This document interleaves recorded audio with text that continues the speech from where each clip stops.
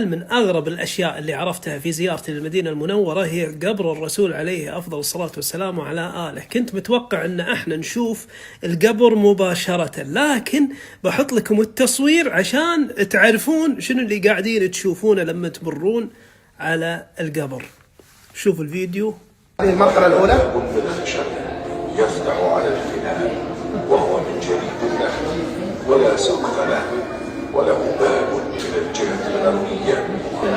وفاة الرسول صلى الله عليه وسلم ووضع الستار. وضعت عائشة رضي الله عنها ستارة تفصل بينها وبين القبر. وفاة أبي بكر الصديق رضي الله عنه. دفن أبو بكر الصديق رضي الله عنه مع النبي صلى الله عليه وسلم. وفاة عمر بن الخطاب رضي الله عنه وبناء حائط به فتحة للسلام. فاستحموا عائشة وبنت حائطا بينها وبين القبور الثلاثة فيه فتحة. كان بعض التابعين يستأذنون عائشة للوصول إلى القبور ويسلموا عليها. إغلاق فتحة الحائط لما أكثروا الدخول للسلام على القبور أغلقت الفتحة ولم يستطع أحد. بعد موت عائشة رضي الله عنها أغلق باب غرفتها.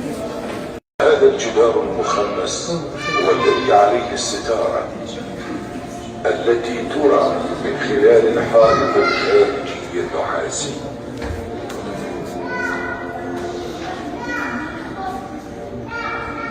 يعني احنا الحاجز اللي نشوفه هذا وراه ستارة. نعم. ورا الستارة حجارة. وراء الجدار المخمس. الجدار المخمس هو الجدار الرباعي. الرباعي وبعدها القبور الطابة الشريفة. طيب الحين لما الستارة، لما الحاجز هذا لما تفتحه فيه أبواب؟ لا يوجد فيه أبواب. هذا الجدار بدون أبواب ولا نافذة.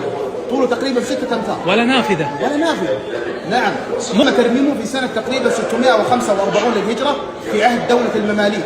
حلو. والذي شاهد القبور الثلاث على وصفها الحقيقي هو السمهودي المؤرخ المعروف. رأى وصف القبور بشكل دقيق ومشهور في كتاب السمهودي.